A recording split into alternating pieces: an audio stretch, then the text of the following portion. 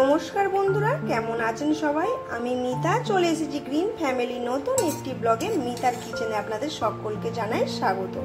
তো দেখুন, হারিয়ে যাওয়া আজকে একটি ট্র্যাডিশনাল রেসিপি আমি আপনাদের কাছে নিয়ে চলে এসেছি, যেটা আগেকার দিনে মানে ঠাকুমারা বড়মারা এইভাবে রেসিপিটা বানাতেন। সেটা হচ্ছে বেগুন বড়ার শুক্তানি। তো বেগুন বড়ার শুক্তানি বানানোর জন্য কি কি লাগবে সেটা আপনাদেরকে দেখাবো। এটা কিন্তু দুর্দান্ত খেতে হয়, আপনারা কিন্তু অবশ্যই একবার ট্রাই করে দেখতে পারেন। আশা করছি নিশ্চয়ই ভালো লাগবে। তো চলুন, বেগুন বড়ার শুক্তানিটা বানানোর জন্য কি কি লাগবে এবং কিভাবে আমি বানাবো সেটা আজকে আমি আপনাদেরকে দেখাবো। আর এইটা কেউ স্কিপ করে বেরিয়ে যাবেন না, মাঝখানে ছোট ছোট অনেক টিপস আছে, আপনারা সঙ্গে থাকুন, ভিডিওটা শেষ পর্যন্ত অবশ্যই দেখতে থাকুন।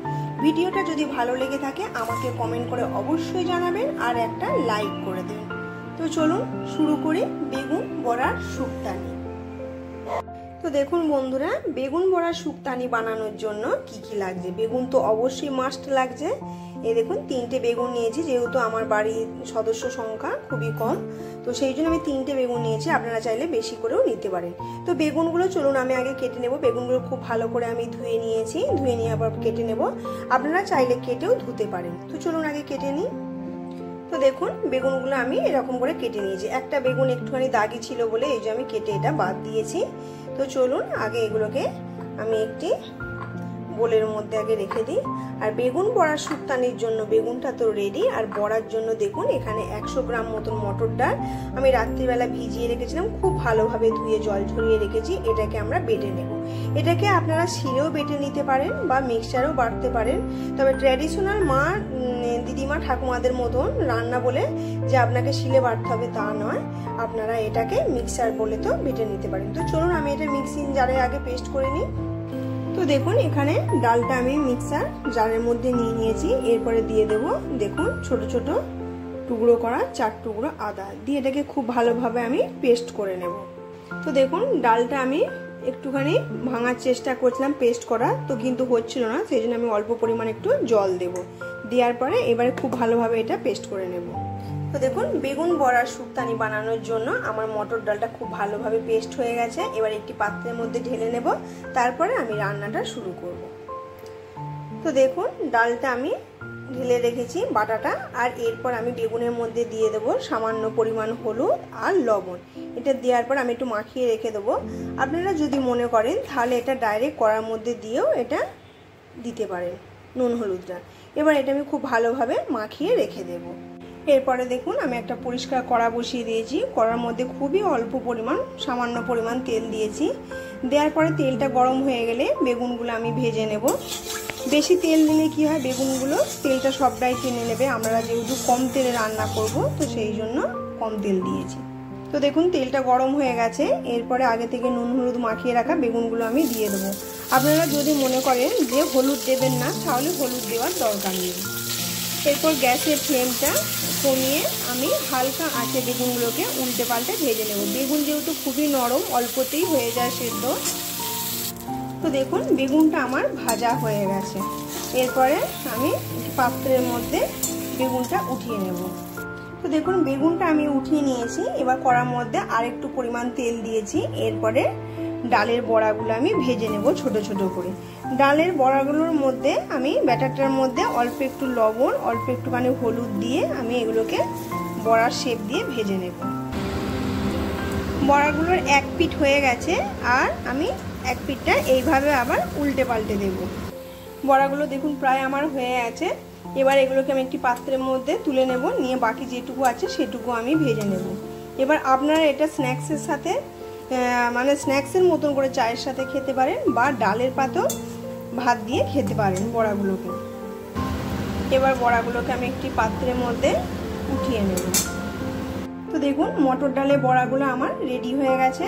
তো এরপর দেখুন, শুক্তোটা বানানোর জন্য যেটা লাগবে, এখানে বেশ খানিকটা পরিমাণ পোস্ত নিয়েছি। এখানে সাদা সর্ষে, 2 টুকরো আদা আর একটা কাঁচা লঙ্কা। এটা খুব ভালোভাবে আমি একটা মিহি পেস্ট তৈরি করে নেব।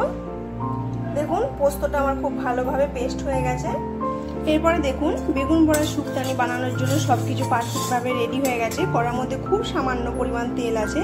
তেলের মধ্যে দিয়ে দেবো একটা ছোট শুকনো লঙ্কা ও একটু 5 ফোড়ন, আর দিয়ে দেবো একটা তেজপাতা ফাটিয়ে।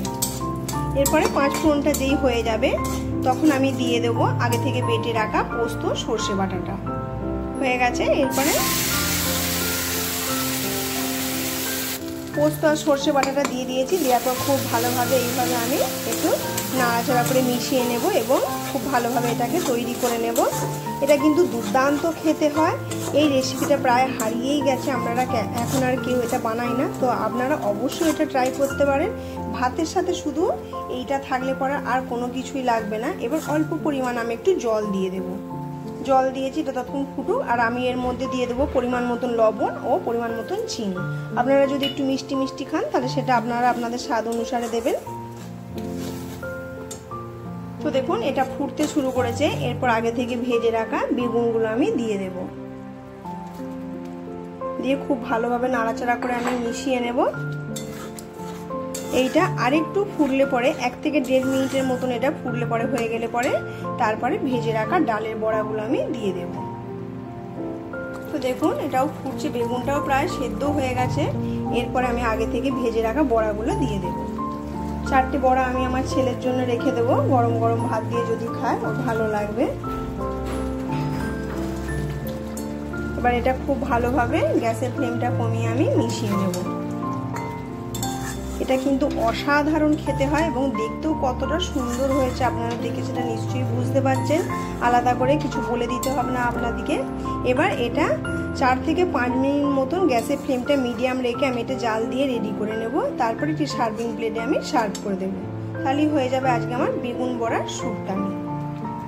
তো দেখুন এটা ফুটতে শুরু করেছে। তো বেগুন বড়ার শুক্তানিটাকে পুরো একদম ঠিকঠাকভাবে প্রিপারেশন করার জন্য যেটা মেন ইনগ্রিডিয়েন্টস লাগবে সেটা আপনাদেরকে দেখাবো। এরপরে একটু কড়ার মধ্যে আমি একটু ঘি নিয়ে নিয়েছি। তো দেখুন ঘিটা গলতে শুরু হয়ে গেছে। আর এর মধ্যে আমি দিয়ে দেব হচ্ছে নিম পাতা, একদম কচি নিম পাতা, আমার ছাদ বাগানের গাছের নিম পাতা। নাহলে বেগুন আর বড়া রয়েছে, শুক্তোটা হবে কি করে যদি আমি কোনো তিতো না দিই। তো সেই জন্য নিম পাতাটাকে কিন্তু ঘিয়েতেই ভাজতে হবে, তেলে ভাজলে চলবে না। এটাকে একদম মচমচে করে ভেজে নিতে হবে। তো দেখুন নিম পাতাটা আমার মচমচে করে ভাজা হয়ে গেছে। এবার একটি পাত্রের মধ্যে আমি তুলে নেব, নিয়ে এটাকে গুঁড়িয়ে আমি এর মধ্যে দিয়ে দেব। তো দেখুন হাতের সাহায্যে খুব ভালোভাবে আমি এটাকে গুঁড়ো করে নিয়েছি। এরপরে উপর থেকে আমি এটা দিয়ে দেব। তাহলেই আমার পারফেক্টভাবে রেডি হয়ে যাবে শুক্তো রেসিপিটা। দিয়ে খুব ভালোভাবে আমি একটু নাড়াচাড়া করে নেব। আর উপর থেকে আমি একটু ঘি ছড়িয়ে দেব। ব্যাস হয়ে গেল। এবার এইভাবে একটু ভালো করে নাড়াচাড়া করে নেব। এটা একটু রসা রসাই থাকবে, কারণ যেহেতু মটর ডালের বড়াগুলো দেওয়া আছে। এটা টেনে নেওয়ার পর কি হবে, এটা একদম পুরো মাখা মাখা হয়ে যাবে। তো আপনারা দেখতেই পেলেন যে হারিয়ে যাওয়া মানে বিলুপ্ত হয়ে যাওয়া ট্র্যাডিশনাল রেসিপিটা আমি কিভাবে বানালাম। আপনারা কিন্তু এইভাবে অবশ্যই ট্রাই করতে পারেন। যদি ভালো লাগে আমাকে কমেন্ট করে অবশ্যই জানাবেন, আর একটা লাইক করে দেবেন। পুরনো যেসব বন্ধু আছেন তারা তো আমার পাশেই আছেন, নতুন যেসব বন্ধুরা দিদিরা আমার পাশে আসছেন তারা শুধু কমেন্ট করে বেরিয়ে যাবেন না, একটা সাবস্ক্রাইব করে বেল আইকনটি প্রেস করে অবশ্যই পাশে রয়ে যাবেন। তো চলুন আজকে আমার বেগুন বড়ার শুক্তানি পারফেক্টভাবে রেডি হয়ে গেল। তো আজকের মতন ভিডিওটা আমি এখানেই শেষ করছি। আপনারা সবাই ভালো থাকবেন, সুস্থ থাকবেন, সাবধানে থাকবেন। আর আমার রেসিপি যদি আপনাদের ভালো লেগে থাকে আমাকে কমেন্ট করে অবশ্যই জানাবেন, আর একটা লাইক করে দেবেন। তো আজকের মতন টাটা।